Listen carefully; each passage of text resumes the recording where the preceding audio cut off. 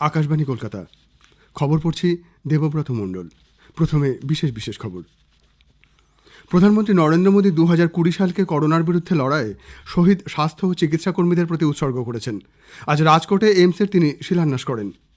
Corona অতিমারির আবহে নিয়ন্ত্রিতভাবে বর্ষবরণ উৎসব উদযাপন নিশ্চিত করতে কেন্দ্র রাজ্যগুলিকে নির্দেশ পাঠিয়েছে। একাধিক শহর ও রাজ্যে বলবৎ করা হয়েছে নৈশ কারফিউ সহ কঠোর নিষেধাজ্ঞা। এ রাজ্যে বর্ষবরণ উৎসব কোভিড বিধি মেনে করার জন্য পুলিশ প্রশাসন প্রয়োজনীয় ব্যবস্থা নিচ্ছে। কেন্দ্র এবং আন্দোলনকারী কৃষক ইউনিয়নগুলি ষষ্ঠ দফার বৈঠকে পরিবেশ অধ্যাদেশ এবং বিদ্যুৎ আইন নিয়ে সহমত হয়েছে। পরবর্তী বৈঠক 4 জানুয়ারি। আয়কর রিটার্ন জমা দেওয়ার সময়সীমা আরও বাড়ানো হয়েছে। সিবিএসইর দশম ও দ্বাদশ শ্রেণীর বোর্ড পরীক্ষার সূচি আজ সন্ধ্যায় ঘোষণা করা হবে। করোনা সংক্রমণ এড়াতে মাস্ক পরুন ও ঠিকভাবে পরুন। 2 গজ দূরে থাকুন, নিরাপদ দূরত্ব বজায় রাখুন, হাত ও মুখ পরিষ্কার পরিচ্ছন্ন রাখুন। আসছি বিস্তারিত খবরে। প্রধানমন্ত্রী নরেন্দ্র মোদী আজ গুজরাটের রাজকোটে All India Institute of Medical Sciences এইমসের ভিত্তিপ্রস্তর স্থাপন করেন। ভার্চুয়াল এই উদ্বোধনী অনুষ্ঠানে শ্রী মোদী বলেন, ভারত বিশ্ব স্বাস্থ্য ব্যবস্থার কেন্দ্র হিসেবে আত্মপ্রকাশ করছে। স্বাস্থ্য ব্যবস্থার ভবিষ্যৎ এবং ভবিষ্যতের স্বাস্থ্যের ক্ষেত্রে ভারত গুরুত্বপূর্ণ ভূমিকা পালন করবে। গত 6 বছরে 10টি নতুন এইমস নির্মাণের কাজ শুরু হয়েছে বলে উল্লেখ করে শ্রী মোদী বলেন, 20টি সুপার স্পেশালিটি হাসপাতালও গড়ে তোলা হচ্ছে। পুরনো বছরকে বিদায় জানিয়ে শ্রী মোদী বলেন, 2020 সাল চিকিৎসক এবং স্বাস্থ্যকর্মীদের প্রতি উৎসর্গীকৃত। করোনার বিরুদ্ধে লড়াইয়ে যেসব স্বাস্থ্যকর্মী, চিকিৎসক ও সাফাই কর্মী নিজেদের জীবন উৎসর্গ করেছেন, প্রধানমন্ত্রী তাদেরও স্মরণ করেন। इस साल ने दिखाया है कि स्वास्थ्य ही संपदा है। ये 2020 ने हमें भली भांति सिखा दिया। स्वास्थ्य पर जब चोट होती है तो जीवन का हर पहलू बुरी तरह से प्रभावित होता है, और इसलिए साल का यह अंतिम दिन भारत के उन लाखों डॉक्टर्स, हेल्थ वॉरियर्स, सफाई कर्मियों, दवा दुकानों में काम करने वाले और दूसरे फ्रंटलाइन कोरोना योद्धाओं को याद करने का है। कर्तव्य पथ पर जिन साथियों ने अपना जीवन दे दिया है, मैं आज उन सबको आदरपूर्वक नमन करता हूं। আমাদের সংবাদদাতা জানাচ্ছেন, 1195 কোটি টাকা ব্যয়ে 201 একর জমির ওপর এই এইমসটি গড়ে উঠবে। 750 শয্যার এই এইমস হাসপাতাল 30 শয্যার আয়ুষ ব্লকও থাকবে। এছাড়াও ডাক্তারি পড়ুয়াদের জন্য 125টি এবং নার্সিং শিক্ষার্থীদের জন্য 60টি আসন থাকবে। গুজরাটের রাজ্যপাল আচার্য দেবব্রত, মুখ্যমন্ত্রী বিজয় রূপানী, কেন্দ্রীয় স্বাস্থ্যমন্ত্রী ডক্টর হর্ষবর্ধন এবং স্বাস্থ্য প্রতিমন্ত্রী অশ্বিনী কুমার চৌবে অনুষ্ঠানে উপস্থিত ছিলেন। আজ 31 ডিসেম্বর। 2020কে বিদায় দেওয়ার পালা। দেশ জুড়ে করোনা সংক্রমণ ও চিকিৎসাধীন রোগীর সংখ্যা কমে আসলেও ব্রিটেন থেকে করোনা ভাইরাসের নতুন পরিবর্তিত রূপ ছড়িয়ে পড়ায় নতুন করে দুশ্চিন্তা ও উদ্বেগ দেখা দিয়েছে। কেন্দ্রীয় স্বাস্থ্যমন্ত্রক করোনা ভাইরাসের পরিবর্তিত রূপ নিয়ে মান্য কার্যবিধি এসওপি জারি করেছে। নতুন এই নির্দেশিকায় সম্প্রতি ব্রিটেন থেকে ফিরে আসা ব্যক্তিদের চিহ্নিত করে হোম আইসোলেশনে রাখতে বলা হয়েছে। কেন্দ্রীয় স্বাস্থ্য সচিব গতকাল সব রাজ্য ও কেন্দ্রশাসিত অঞ্চলের স্বাস্থ্য সচিবদের এই মর্মে নির্দেশিকা পাঠিয়ে তা মেনে চলতে বলেছেন। এ রাজ্যেও ব্রিটেন থেকে আসা এক যুবকের দেহে নতুন স্ট্রেনের সন্ধান পাওয়া গেছে। গত 3 সপ্তাহে প্রায় 600 জন ওই যুবকের সংস্পর্শে আসায় তাদের প্রত্যেকেরই আইসোলেশনে যেতে বলা হয়েছে। দেশে এ পর্যন্ত ব্রিটেন ফেরত 20 জনের দেহে এই নতুন ভাইরাসের সন্ধান পাওয়া গেছে। এরা প্রত্যেকেই হাসপাতালে। এদিকে এই নতুন ভাইরাসের খোঁজ মেলার প্রেক্ষিতে কেন্দ্রীয় সরকার বর্ষবরণ উদযাপনে বিধিনিষেধ আরোপের পরামর্শ দিয়েছে। পরিস্থিতি বিবেচনা করে গতকাল থেকে শুরু করে আজ ও আগামীকাল পর্যন্ত 3 দিন রাজ্যগুলিকে বিভিন্ন নিষেধাজ্ঞা আরোপ করতে বলা হয়েছে। বর্ষবরণের উৎসবে অতিরিক্ত ভিড় হলে সংক্রমণ তা আরও বেড়ে যেতে পারে বলে কেন্দ্রের আশঙ্কা। প্রয়োজনে আজ এবং আগামীকাল নৈশ কারফিউ জারির পরামর্শ দেওয়া হয়েছে। তবে রাজ্য সরকার জানিয়েছে তারা নৈশ কারফিউয়ের পক্ষপাতী নন।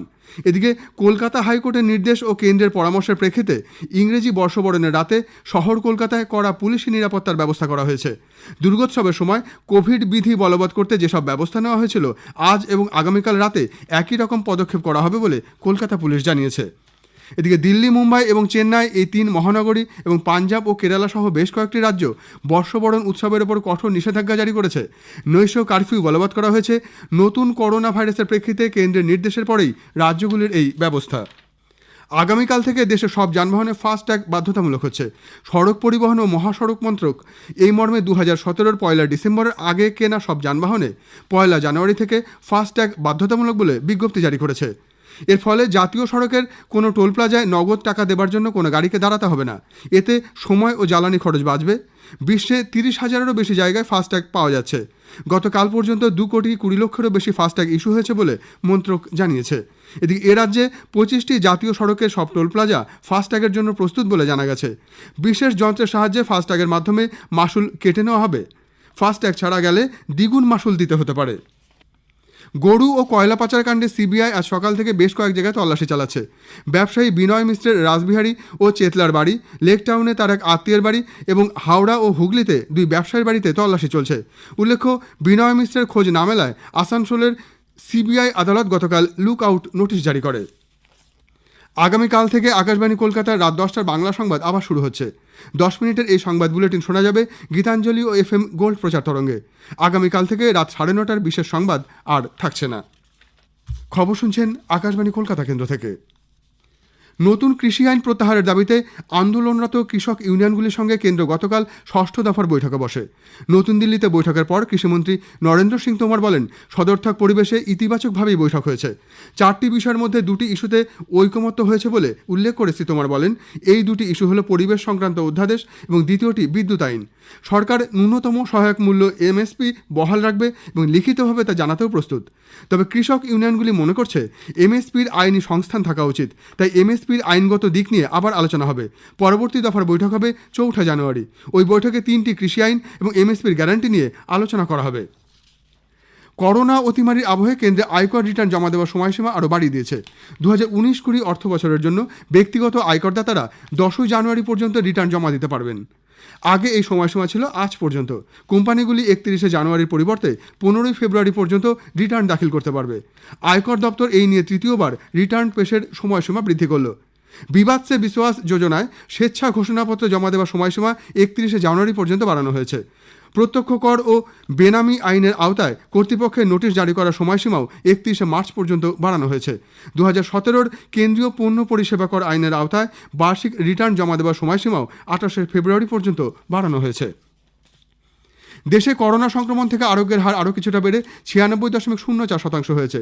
আজ সকালে কেন্দ্রীয় স্বাস্থ্য মন্ত্রকের দেওয়া রিপোর্ট অনুযায়ী গত 24 ঘন্টায় 21,822 জন নতুন করে সংক্রমিত হয়েছেন। এই সময় সুস্থ হয়েছেন 26,139 জন। মোট 1,02,63,674 জনের মধ্যে 98,60,280 জনই সুস্থ হয়ে উঠেছেন। দেশে চিকিৎসাধীন করোনা রোগের সংখ্যা 2,57,656। গত 24 ঘন্টায় আরও 299 জনের মৃত্যু হয়। মোট মৃতের সংখ্যা বেড়ে হয়েছে 1,48,738। মৃত্যুর হার 1.45% রয়েছে। রাজ্যে করোনা সংক্রমণ কমে আসছে। গত 24 ঘন্টায় নতুন করে 1,178 জন সংক্রমিত হয়েছেন। এই সময় অবশ্য নমুনা পরীক্ষা করা হয়েছে 39,000-এর কিছু বেশি। কেন্দ্রীয় শিক্ষামন্ত্রী রমেশ পোখরিয়াল নিশাঙ্ক আজ সন্ধ্যায় 2021-এর CBSEর 10ম ও দ্বাদশ শ্রেণীর বোর্ডের পরীক্ষার সূচি ঘোষণা করবেন। শ্রী নিশাঙ্ক এর আগে শিক্ষকদের সঙ্গে এক ভার্চুয়াল বৈঠকে জানান, শিক্ষক, পড়ুয়া এবং অভিভাবকদের পরামর্শ বিবেচনা করে CBSE 2021-এর 10ম ও দ্বাদশ শ্রেণীর পরীক্ষা পরিচালনার প্রস্তুতি নিচ্ছে। সমগ্র নাগাল্যান্ড রাজ্যকে আরও 6 মাসের জন্য উপদ্রুত এলাকা ঘোষণা করা হয়েছে। কেন্দ্রীয় স্বরাষ্ট্রমন্ত্রক এক বিজ্ঞপ্তিতে জানিয়েছে, গোটা নাগাল্যান্ডের অবস্থায় এত অশান্ত এবং বিপজ্জনক যে অসামরিক প্রশাসনকে সাহায্য করতে সেখানে সশস্ত্র বাহিনীর প্রয়োজন বলে কেন্দ্র মনে করছে। বিজ্ঞপ্তিতে আরও বলা হয়েছে, 1918-র সশস্ত্র বাহিনীর বিশেষ ক্ষমতা আইনের 3 নম্বর অনুচ্ছেদে উল্লেখিত ক্ষমতা প্রয়োগ করে কেন্দ্রীয় সরকার আরও 6 মাসের জন্য নাগাল্যান্ডকে উপদ্রুত এলাকা বলে ঘোষণা করল। উল্লেখ্য, গত বেশ কয়েক দশক ধরে সশস্ত্র বাহিনীর বিশেষ ক্ষমতা আইন নাগাল্যান্ডে বলবৎ রয়েছে। গোয়ার তিলক ময়দানে গতকাল ISL ফুটবলে FC গোয়া 2-1 গোলে হায়দ্রাবাদ FCকে হারিয়ে দিয়েছে। FC গোয়া 9 ম্যাচে 14 পয়েন্ট নিয়ে এখন লিগ টেবিলের 3 নম্বরে রয়েছে। শেষ করার আগে বিশেষ খবর আর একবার। প্রধানমন্ত্রী নরেন্দ্র মোদী 2020 সালকে করোনার বিরুদ্ধে লড়াইয়ে শহীদ স্বাস্থ্য ও চিকিৎসা কর্মীদের প্রতি উৎসর্গ করেছেন। আজ রাজকোট এইমসের তিনি শিলান্যাস করেন। করোনা অতিমারির আবহে নিয়ন্ত্রিতভাবে বর্ষবরণ উৎসব উদযাপন নিশ্চিত করতে কেন্দ্র রাজ্যগুলিকে নির্দেশ পাঠিয়েছে। একাধিক শহর ও রাজ্যে বলবৎ করা হয়েছে নৈশ কারফিউ সহ কঠোর নিষেধাজ্ঞা। কেন্দ্র এবং আন্দোলনকারী কৃষক ইউনিয়নগুলি 6ষ্ঠ দফার বৈঠকে পরিবেশ অধ্যাদেশ এবং বিদ্যুৎ আইন নিয়ে সহমত হয়েছে। পরবর্তী বৈঠক 4 জানুয়ারি। খবর এখনকার মতো এ পর্যন্তই।